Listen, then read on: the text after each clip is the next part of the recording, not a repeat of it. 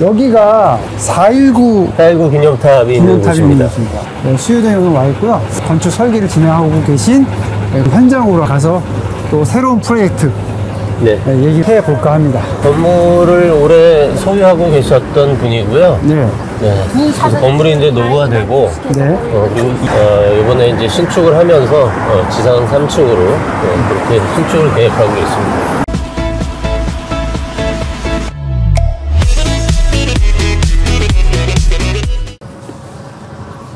네, 안녕하세요. IDTV 권상환 대표입니다. 이동훈 건축사입니다. 네, 반갑습니다. 네, 반갑습니다. 자, 저희가 신축할 건물은 이겁니다. 대지는 57평, 건축 면적 37평, 연면적 67평인 그런 건물이에요. 지금 건물이. 예. 중축 대수선입니까? 아니면 신축입니까? 중축 대수선으로 이제 처음에 방향을 잡고 그렇게 진행을 했습니다. 왜냐하면 건축주분의 예산 문제가 가장 큰 문제였고요. 저렴하게 해서 중축 대수선으로 진행을 하다가 강북구청 우여곡절 끝에 신축으로 방향을 다시 잡았어요. 강북구청과 우여곡절이라고 하는 게 좀 궁금하네요. 네, 그 심의를 진행하면서 각 지자체마다 좀 다른 것 같아요. 강북구에서는 이런 대수선 중축이 별로 없던 것 같아요. 마포구와는 완전히 분위기가 달랐어요. 마포구에서는 당연히 주차도 힘들고 건물도 좁고 하니까 신축보다는 중축 대수선을 선호를 하시는데 여기는 중축 대수선을 처음에 심의도면을 접수를 해서 심의하는 과정에서 심의위원들께서 굉장히 좀 안전이나 우려를 많이 하셨어요. 굳이 중축 대수선을 해야 되느냐, 가능하면 신축으로 좀 하면 안 될까요? 라고 이제 말씀을 하셔서 중축 대수선이 불가하다라고 결론이 나진 않았었는데 건축 쪽에서 뭐 고민을 많이 하시고 구에서 굳이 좀 우려하고 그런 일을 뭐 할 필요 있겠느냐, 그냥 깔끔하게 멸실하고 신축으로 해보자. 그래서 그렇게 결정을 하게 됐습니다. 놀라운 사실이네요. 그 구마다 좀 성격이 틀려서 여기는 안 되는 건 아니지만 가급적이면 신축을 하고 중축 대수선을 좀 지양하는 그런 상황인 거네요. 자, 좀 더 앞으로 가볼까요? 모양이 이렇게 딱 코너형 큰 대로와 여기 또 조그만 소도로가 있는, 이면 도로가 있는. 예전에는 주택을 썼다가 임대를 주기 위해서 용도 변경을 한 그런 건물 같아요. 그래서 건물 앞에 왔는데 이제 본 토지이지 않습니까? 이제 해체하고 새롭게 시작하는 거기 때문에 자, 어떤 디자인과 또 건축 개요는 어떤지 한번 듣고 싶네요. 대지는 지금 한 58평 정도 되고요. 그리고 건축 면적은 34평, 연면적은 한 96평 정도 됩니다. 이 지하층은 없고 지상 3층으로 구성이 되어 있고요. 주차는 2대, 그리고 정화조는 40인조 구성이 되어 있습니다. 신축으로 설계한 건축 그 개요를 보면 건폐율이 59%. 거의 여기 이종 일반 주거지역이기 때문에 거의 60% 꽉 채웠고요. 대신 용적률이 165% 되어 있거든요. 200%를 다 찾지 못했더라고요. 뭐 특별한 이유가 있는지 궁금한 겁니다. 한 20평 정도 여유가 있는데요. 가장 큰 이유는 주차 대수고요. 4층을 조금이라도 올릴 경우에는 주차가 한 대가 추가가 되는데 주차할 장소가 마땅치 않아요. 건물 후면에 2대를 주차했고 측면이나 아니면 전면에다가 한 대를 더 해야 되는데 그러면은 1층 면적이 너무 마이너스가 심하고 코아 배치도 어려워서 계획하기가 어려웠고요. 그리고 예산 문제도 있고 여러 가지 복합적인 것 때문에 3층으로 딱 결정을 하게 됐습니다. 건축 계열을 보면 주차가 2.3대거든요. 그러니까 여기서는 2대로 설치할 수 있는데 이쪽 면에다가 이 후면 도로 들어와서 이 후면에다 설치하면 되는데 만약에 한 층 더 올리게 되면 3대.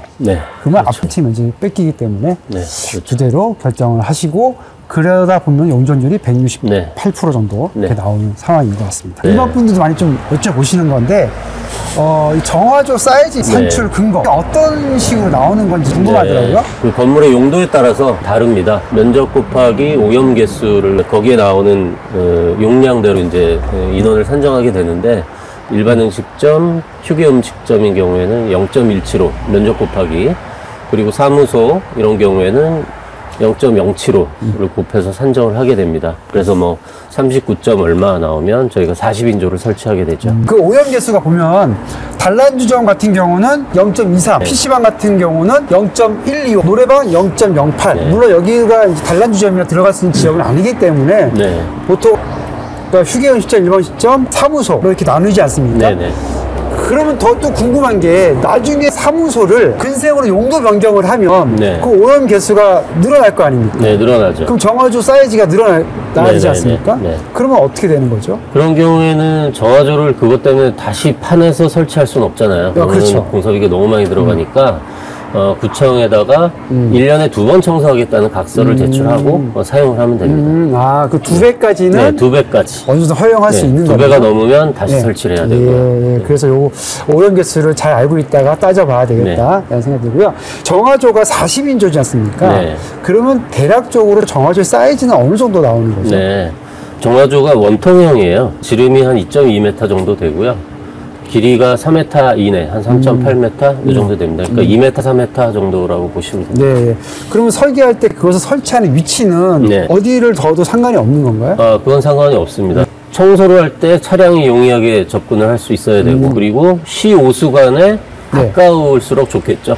시오수관이 이쪽 도로에 있으니까 주차장 쪽에 설치를 했어요. 도시나 계획도시 이런 경우에는 도시계획상에 하수종말 처리장을 설치를 해요. 그래서 그쪽으로 다 호수가 가기 때문에 따로 정화조가 필요가 없죠. 그래서 건축물 내장에 하수 정말 처리 시설이 표시되어 있는 데는 정화조 사이즈 상관할 게 없는 거겠네요. 설계 도면에는 건축성 후퇴가 있더라고요. 1층과 2층이 좀 틀리게 되어 있는데 이건 어떤 의미로 지금 보신 거죠? 건축법에 따로 되어 있는 건 아니고요. 강북구청 도시계획 지침에 여기가 이제 419 대로예요. 큰 도로 주변에 인접해 있는 대지는 신축을 할 때 1m는 건축선에서 도로 경계선에서 2m를 셋백을 해야 됩니다. 1층은 2m 셋백. 그리고 2층 이상은 1m를 셋백을 해야 돼요. 보행자를 위한 배려라고 생각이 되는데요. 약간 비를 피할 수 있는 그런 공간 배려인 것 같아요. 건폐율과 용적률에는 지장이 없는 건물만 좀 뒤로 집어넣어서 설계를 해라. 이런 상황이어서 건축 후퇴선이 있다. 대지 면적하고는 상관이 없죠. 이 앞에 도로가 중로 1유라고 되어 있거든요. 설계를 할 때 어떤 이점이 있는 건지. 보통 20m 이상 도로에서는 일조권을 적용을 안 받죠. 주거지역이다 하더라도. 그리고 옆대지와도 적용을 안 받습니다. 일반 주거지역 3종이나 2종인 경우에 엄청난 이점이 있죠. 도로에 같이 붙어있는 이 라인 쪽은 이쪽 걸 안 받지만 하지만 뒤에 집에서 받는 경우는 적용이 되는 거죠. 이건 유념하셔야 되는데 건물이 좋은 점은 인접 도로가 하나 더 있다라는 거예요. 만약에 이 옆에 있는 건물 같은 경우 인접 도로가 없지 않습니까? 도로 진입을 정면에서 해야 됩니다. 강북구청 지침에는 지양하고 있는데 어쩔 수 없는 경우에는 뭐 경계석을 낮추고 도로 조명 허가 받으면서 주차 출입구를 만들어야죠. 저희가 오늘 건축법에 대해서 좀 너무 많이 얘기한 것 같고요. 건물 디자인에 대해서 얘기 듣고 싶은데요. 마감재가 지금 라임스톤으로 되어 있는데 선택하신 또 특별한 이유가 있으신 건가요? 라임스톤은 많이 쓰여지는 석재고요. 베이지 톤의 대리석 같은 느낌이어서 약간 고급스럽기도 하고요. 가격 대비 효과가 좋아서 지금 많이 사용하고 있습니다. 가격이 착한가요? 걱정하시는 분들은 이제 오염도 때문에 좀 아무래도 좀 화강석보다는 좀 소프트해서 흡수율도 높고 그래서 오염이 될 우려가 크죠. 옥탑은 건물 크게 보이기 위해서 가격을 약간 가격을 좀 올렸습니다. 3층에서 옥탑을 올라가는 외부 계단을 따로 설치해서 약간 좀 인지도나 디자인적인 포인트를 좀 줬고요. 여기도 이쪽부터 이제 돌아 올라가는 계단을 적용을 했어요. 허가까지 진행을 했는데 보여드리는 이 설계안은 수정을 다시 해야 되는 거죠. 건축주와는 그런 부분들에 대해서 매주 협의를 하면서 진행을 하고 있는데 건물을 지은 다음에 임대를 하셔야 되잖아요. 잘 나가야 되는데 그런 부분들에 대해서 이제 많은 좀 고민이 있으셨고요. 그래서 엘리베이터가 있어야 되겠다. 처음에 지금 엘리베이터가 없어요. 이 도면에 엘리베이터가 없는데? 그래서 3층 건물이지만 엘리베이터가 있어야 되겠다.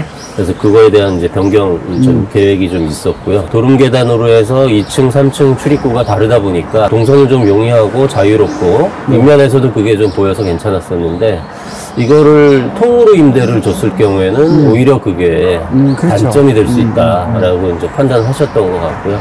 그리고 실제로 통 임대에 대한 얘기도 좀 오가고 있는 걸로 알고 있어서 기능에 좀 우선을 두자라고 해서 일반적인 시스템이죠. 엘리베이터를 놓고 공용 계단을 내부에 놓고 계획을 다시 하고 있습니다. 허가도 다 받으신 거 아닙니까? 다시 받아야죠. 또 받아야 됩니까? 심의부터 다시 해야 됩니다.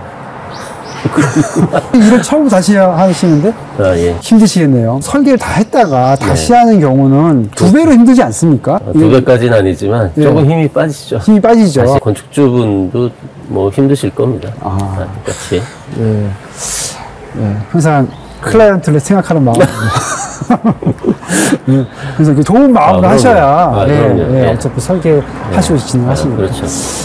여건이 도로가 좁고 앞에도 또 보행자가 있어서 아니 연남동에 비하면 뭐 그렇죠. 아무것도 아니죠. 좋지만은 않지만 그래도 연남동에서도 했으니까 여기는 뭐 거의 최악의 조건에서 했는데 자 이제 이렇게 해서 작은 또 꼬마 빌딩을 이제 시작을 하게 됐는데요. 끝날 때까지 또 계속 저희가 디자인하는 과정 또 공사하는 과정 영상으로 새로운 곳에서 수유리에서 또 보여드리도록 하겠습니다. 자 그러면 계속 수고해 주시고요. 오늘은 촬영 여기까지 하도록 하겠습니다. 수고하셨습니다. 네, 마치도록 하겠습니다. 저는 IDTV 권상환 대표였습니다. 우동우 건축사였습니다. 네, 감사합니다.